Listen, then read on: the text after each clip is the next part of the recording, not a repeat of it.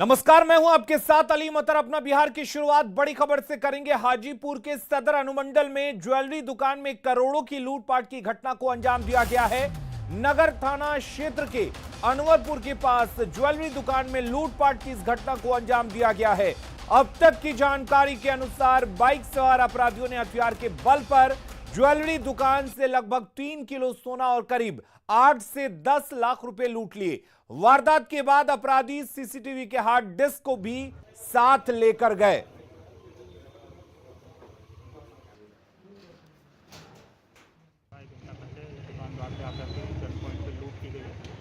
और जो ग्रुप हैं तो हाथ लगे हैं। Started investigation on that. कितने के लूट बताई जा रही है? राइट अमाउंट वो अभी बता नहीं पा रहे हैं, ये वो कैलकुलेट कर रहे हैं। जैसे हमको जानकारी होती है आपको बताएं। घटना को किस तरीके से बता रहे हैं, कैसे लोग आए? घटना बता रहे हैं कि बाइक से आए थे, अंदर घुसे, गन पॉइंट पे उनका पैसा लिया, डीवीआर लिया। ये बात सामने आ गई। ज्वेलरी की बात सामने आई। और राजीव मोहन हमारे साथ जुड़े हुए हैं। राजीव मोहन, क्या वजह है कि हाजीपुर लुटेरों का अड्डा बनता जा रहा और खासकर लुटेरों के निशाने पर ज्वेलरी शॉप हैं? हाँ जी, बिल्कुल, आपने बिल्कुल सही कहा कि देखिए किस तरह से एक बार फिर जो है हाजीपुर में एक बड़ी वारदात को अंजाम दिया है। बाइक सवार 3 अपराधी पहुंचे हैं और जब दुकान बंद होने वाली थी तभी ग्राहक बनकर वो दुकान के अंदर प्रवेश करते हैं और अचानक सभी को गन पॉइंट पर लिया जाता है जी। और इस दौरान वो जो ज्वेलरी दुकान है, आदित्य ज्वेलरी बताया जा रहा है, ये आदित्य ज्वेलरी में लोग घुसे हैं और जो ग्राहक भी कुछ उसमें थे उस दौरान घुसकर जितने भी उस अंदर में ज्वेलरी थे सभी को बैग में भरा गया और उसके बाद सभी को धमकाते हुए वहां से चला गया है। बताया जा रहा है कि तकरीबन ये 3 किलो सोना है, 3 किलो का सोना। चलिए, यानी कि बड़ी लूटपाट की घटना को एक बार फिर से हाजीपुर में लुटेरों ने अंजाम दिया है। लगभग 3 किलो सोना की लूट की गई है। 8 से 10 लाख रुपए भी अपराधी अपने साथ ले गए और तो और सीसीटीवी का हार्ड डिस्क भी लुटेरे अपने साथ लेकर गए और उसके बाद से पुलिस अब अंधेरे में हाथ मार रही है और लुटेरों का पता लगाने में जुटी हुई है। और रुक करेंगे इस वक्त एक और बड़ी खबर की। पटना से बड़ी खबर आ रही है जहां पर पिरबहोर के काली घाट पर 2 लोगों की मौत हो गई है। बेटा अमन और मां कमला देवी की मौत हुई है। पारिवारिक विवाद में खुदकुशी की आशंका जताई जा रही है। बड़ी खबर पटना से, जहां पिरबहोर के काली घाट पर 2 लोगों की मौत हो गई है। बेटा अमन और मां कमला देवी की मौत हुई है। आपको बता दें कि शुरुआती जांच में पारिवारिक विवाद में खुदकुशी की आशंका जताई जा रही है, लेकिन पुलिस जांच में जुटी हुई है और मौत के वजहों का पता लगाने में जुटी हुई है। अगली खबर का रुख करेंगे। नालंदा के नूरसराय थाना क्षेत्र में पारिवारिक विवाद में मां बेटे को गोली मारने का मामला सामने आया है। गोलीबारी में दोनों गंभीर रूप से जख्मी हैं। घटना के बारे में बताया जा रहा है कि अंदना बेलदारी गांव निवासी श्याम बिंद की पत्नी रजिया बिंद और उनके बेटे उदय बिंद अपने घर के पास एक पेड़ की छटाई कर रहे थे। पेड़ की छटाई से बगल में रह रहे रिश्तेदार आक्रोशित हो गए और गोलीबारी कर दी। गोलीबारी में घायल परिजनों को इलाज के लिए सदर अस्पताल बिहार शरीफ में भर्ती करवाया गया है, जहां से दोनों को बेहतर इलाज के लिए पटना रेफर कर दिया गया। उत्तराखंड त्रासदी में मारे गए 5 बिहार के निवासियों के शव को उत्तराखंड से पटना लाया गया। जिला प्रशासन और सरकार के सहयोग से उनके शव को उत्तराखंड से पटना लाया गया, जहां से जिला प्रशासन की टीम एम्बुलेंस के जरिए शवों को बेतिया भेजी गई। सभी मृतक बेतिया के रहने वाले थे। मुख्यमंत्री नीतीश कुमार ने उत्तराखंड त्रासदी में मारे गए 10 बिहार निवासियों के परिजनों के लिए मुख्यमंत्री राहत कोष से 2 लाख रुपए देने का ऐलान किया है। सीएम नीतीश कुमार ने कहा कि टीम लगी हुई है और वहां फंसे लोगों का रेस्क्यू किया जा रहा है।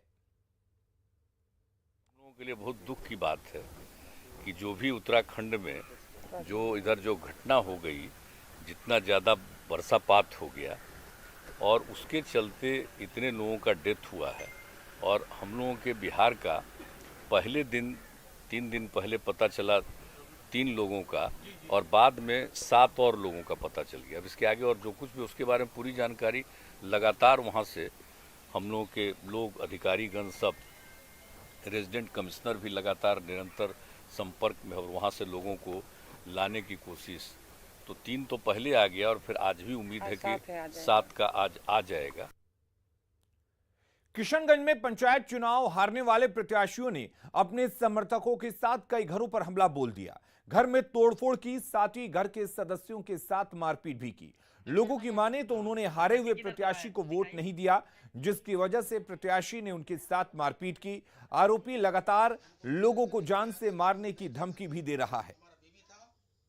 मुखिया जी का कहना है जो हार गए हैं, जो तुमने बाबुल को सपोर्ट किया और क्या बोल रहे हैं अफरोज को सपोर्ट किया, जितना हमारा वार्ड नंबर में मिला वोट उतना हमको क्यों नहीं मिला।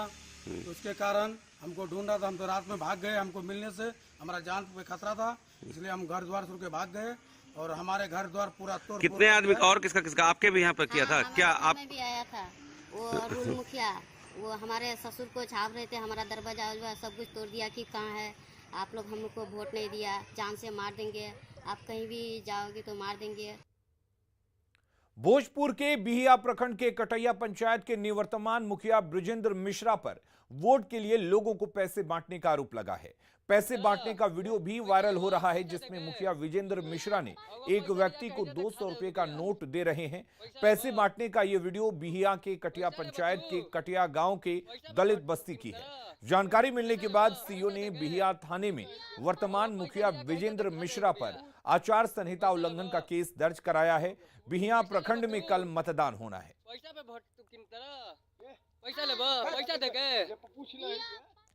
और उधर शेखपुरा सदर ब्लॉक के आधे पंचायत में भी कल वोटिंग है।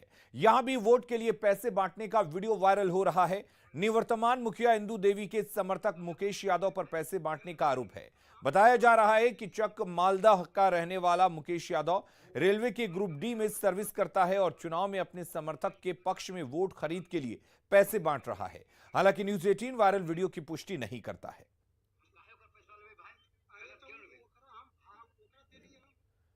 12वीं प्री बोर्ड की परीक्षा को कुछ छात्रों ने मजाक बना दिया है। छात्र आंसर शीट पर कई ऐसी बातें लिख रहे हैं जो वायरल हो रहा है। बेतिया से 12वीं प्री बोर्ड परीक्षा में छात्रों के ऐसे ही जवाब वायरल हो रहे हैं। जहां राम लखन सिंह कॉलेज में 20 अक्टूबर को हुए प्री बोर्ड की परीक्षा में किसी छात्र ने आंसर शीट पर अपने पिता का नाम सनी देओल लिखा है, तो किसी ने माता का नाम प्रियंका चोपड़ा लिख दिया है। कई छात्रों ने तो आंसर शीट पर अपनी बेवफाई की कहानी ही लिख दी है। मामले को लेकर स्कूल के प्रिंसिपल का कहना है कि कॉलेज को बदनाम करने की साजिश की गई है। नहीं, हम तो ये सुन करके खुद हैरत में है कि ये बात कैसे लोग दुष्प्रचार कर रहे हैं। और परीक्षा विभाग के अधिकारियों को भी हमने कहा है कि नहीं, पूरी तरह से जांच पड़ताल कीजिए। असल में कॉलेज को बदनाम करने की भी एक साजिश है। पटना के मंदिरी नाले में एक बार फिर एक कार गिर गई। नाले में कार गिरने के बाद अफरा तफरी मच गई। किसी तरह कार सवार युवक को लोगों ने बाहर निकालने में मदद की। स्थानीय लोगों की मदद से क्रेन की मदद की गई और कार को बाहर निकाला गया। मंदिर का खुला नाला आए दिन लोगों के लिए जानलेवा साबित हो रहा है, लेकिन प्रशासन और नगर निगम इसे लेकर लापरवाह बना हुआ है। तकरीबन 3 सालों बाद लालू यादव कल बिहार आ रहे हैं, लिहाजा आरजेडी बेहद उत्साहित है।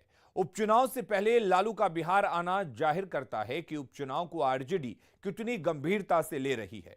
रिपोर्ट के जरिए देखिए लालू के आने से पहले क्या है आरजेडी की तैयारी।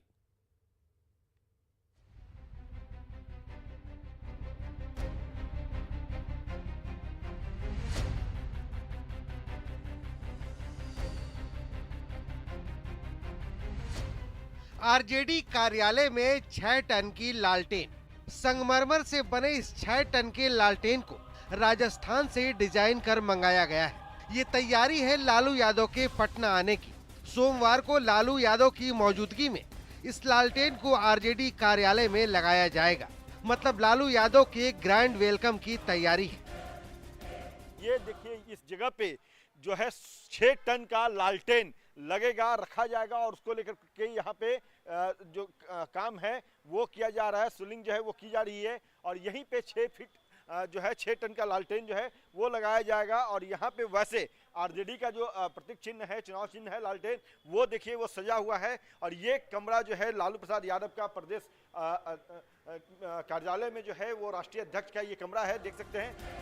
दरअसल 5 अक्टूबर को ही लालू यादव ने पार्टी मीटिंग में ये साफ कर दिया था कि डॉक्टरों की सलाह से वो जल्द पटना आएंगे। सुनिए लालू यादव ने 5 अक्टूबर को क्या कहा था। देखते हैं कि समय बीच में समय निकाल करके हम डॉक्टर साहब को राय देंगे, हम आपके बीच में आएंगे। लगातार मैं बोल रहा हूँ कि मैं आपके बीच में आऊंगा। तकरीबन 3.25 साल बाद लालू यादव रविवार को पटना आ रहे हैं। डॉक्टरों ने उन्हें पटना आने की इजाजत दे दी है। लालू के साथ उनकी पत्नी राबड़ी देवी और बड़ी बेटी मीसा भारती भी पटना आ रही हैं। है उसके मुताबिक लालू प्रसाद यादव जो है वो दोपहर बाद जो है वो अपने आवास पे, यहाँ ये आवास है राबड़ी देवी का, और यहाँ वो आने वाले हैं। और जो जानकारी है उसके मुताबिक जो डॉक्टरों ने सलाह दी है उस सलाह के आधार पे ही लालू जो है वो पटना लौटने वाले हैं। हफ्ते भर बाद 2 सीटों पर उपचुनाव है। उपचुनाव से पहले कांग्रेस और तेज प्रताप की खटपट के बीच लालू की एंट्री पर सियासत की पैनी नजर है। पटना से न्यूज़ 18 के लिए अमित कुमार की रिपोर्ट। केंद्रीय खाद्य प्रसंस्करण उद्योग मंत्री पशुपति कुमार पारस आज पटना पहुंचे। 2 सीटों पर हो रहे उपचुनाव में उन्होंने एनडीए की जीत का दावा किया, साथ ही महागठबंधन को खंड खंड बताया। गठबंधन के जितने हमारे पार्टनर्स हैं सब लोग चुनाव मैदान में हैं और दोनों सीट हम काफी बहुमत से जीतेंगे। चुनौती कितनी है सर, राजद और कांग्रेस से? कोई चुनौती नहीं है, कोई चुनौती नहीं है। राजद कांग्रेस तो समाप्त हो गया जी, तो खंड खंड करके टूट के अलग अलग हो गया। लालू यादव कल पटना आ रहे हैं, उनके प्रचार से लालू जी के उम्मीदवार चुनाव लड़ रहा है, क्यों नहीं आवे? जरूर आने चाहिए। लालू के बिहार आने से उत्साहित तेजस्वी ने एक बार फिर मौजूदा सरकार को लेकर बड़ा दावा कर दिया है। दरभंगा के कुशेश्वर स्थान में तेजस्वी यादव ने दोहराया कि विधानसभा की दोनों सीटों पर उपचुनाव जीतकर वो खेला कर सकते हैं। वोट जो है माताओं का, बहनों का, सब लोगों का लाइन में लगवा करके वोटिंग करवाने का काम है। और हमको पूरा विश्वास है 2 जगह उपचुनाव चल रहा है। अगर 2 जगह अगर हम लोग ज्यादा अंतर नहीं खेला हो सकता है, ज्यादा अंतर नहीं है, इसलिए हम लोग आए हैं आपको ताकत मांगने के लिए। तो आशीर्वाद मिलेगा ना। साफ सफाई पर न्यूज 18 की मुहिम का असर होता दिख रहा है। हमारे क्लीन रिपोर्टर लगातार शहरों की साफ सफाई की पड़ताल कर रहे हैं। स्थानीय लोगों के सवाल से लेकर प्रशासन तक के जवाब आप तक पहुंचा रहे हैं। ऐसे में सुपौल शहर में स्वच्छता का क्या हाल है, इसकी पड़ताल हमारी संवाददाता अमित झा ने की है।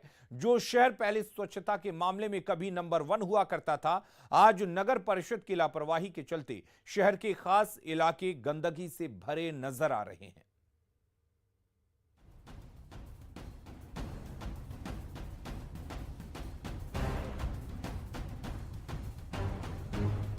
सीमांचल का जिला सुपौल जो स्वच्छता के मामले में कभी बिहार में अव्वल था, लेकिन हाल के कुछ महीनों में शहर की स्वच्छता की जगह गंदगी ने ले ली है।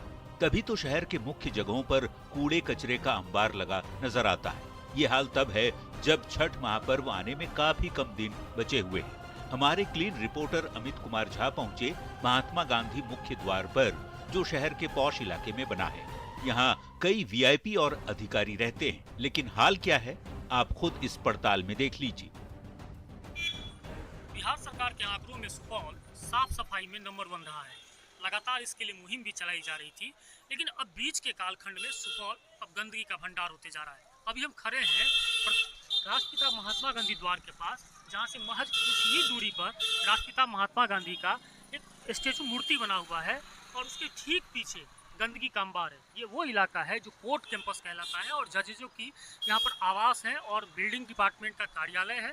लेकिन स्थिति यह है कि यहाँ पर रोजाना गंदगी का भंडार लगता है और नगर परिषद इसको लेकर कोई भी कार्रवाई नहीं करती है। महात्मा गांधी का स्मारक जो है अंदर हो गया, उसके बाद पहले तो यहाँ था और इतना गंदगी यहाँ रहता है कि मत पूछिए, आने जाने में सारा प्रॉब्लम होता है। यहाँ कोर्ट है, जज का कॉलोनी है, सारा चीज़ है, यहाँ भवन विभाग का बिल्डिंग है, उसके बाद भी यहाँ गंदगी रहता है। आदमी सारे लोग को इतना परेशानी होता है कि मत पूछिए उसमें। शहर के दूसरे इलाके की पड़ताल हमने की और पहुंच गए शहर के सबसे बड़े बैंक भारतीय स्टेट बैंक की मुख्य शाखा के पास, जहां रोजाना सैकड़ों लोग आते जाते रहते हैं। लेकिन बैंक के ठीक सामने देखिए गंदगी का कितना अंबार लगा हुआ है। लेकिन आपको हम दिखाना चाहेंगे कि देखिए स्टेट बैंक का मुख्य द्वार है, उसके सामने कचरे का कितना बड़ा भंडार है। अगर नगर परिषद साफ सफाई में इतनी सजग होती तो ये कचरे का भंडार इस जगह पे नहीं होता। जो समीपवर्ती वार्ड है, शहर से सटा हुआ जो वार्ड है, वहाँ गंदगियों का अंबार है। कई ऐसा वार्ड है जहाँ की अभी तक साफ सफाई नहीं की गई है। कुछ कर्मी लोग इसी बीच में स्ट्राइक पर थे, हड़ताल टूटी है, पुनः वो साफ सफाई में संलिप्त होंगे। कुछ ऐसा ही हाल सुपौल सदर अस्पताल का भी है, जहां परिसर में मेडिकल कचरे यूं ही फेंके हुए दिखाई पड़ रहे हैं। मुख्य द्वार पर ही आपका स्वागत गंदगी और बदबू से होगा। हम तो हॉस्पिटल आए थे डॉक्टर के पास, लेकिन यहाँ गंदगी तो अपार है। देख रहे हैं सीरीज से फेंका हुआ है, बदबू आ रहा है। लाचारी क्या करें, बीमारी है तो आना ही पड़ता है। एक टेम्पररी डंप पॉइंट है कहीं कहीं पे जहाँ हम लोग बनाए हुए हैं। एक मॉर्निंग में जमा होता है, फिर उसको हम लोग एक जगह टेम्पररी डंपिंग पॉइंट बनाए हुए हैं। उसके बाद मिड आवर आते आते मतलब 1 से 3 के बीच में उन सबको उठा ली जाती है। इसलिए ये टाइमिंग का ही मेन फेर है, जिससे पता चलता है कि हाँ जी यहाँ कचरा है। फिर यदि वही शाम में 4 बजे जाइएगा तो कचरा वहाँ नहीं मिलेगा। सफाई की टाइमिंग को लेकर ये तर्क नहीं, कुतर्क ही माना जाएगा। नगर परिषद के अधिकारी चाहे जो तर्क दे लें, लेकिन शहर में फैली गंदगी की तस्वीरें बताने के लिए काफी है कि गंदगी दूर करने की कोशिश क्यों नाकाम साबित हो रही है। ऐसे में न्यूज़ 18 आपसे अपील कर रहा है कि आप भी स्वच्छता की इस मुहिम में हमारे साथ जुड़ें और शहर को साफ और सुंदर बनाएं। न्यूज़ 18 के लिए सुपौल से अमित कुमार झा की रिपोर्ट। और अपना बिहार के इस बुलेटिन में फिलहाल के लिए इतना ही, लेकिन खबरें लगातार जारी रहेंगी। आप बने रहिए न्यूज़ 18 बिहार झारखंड के साथ।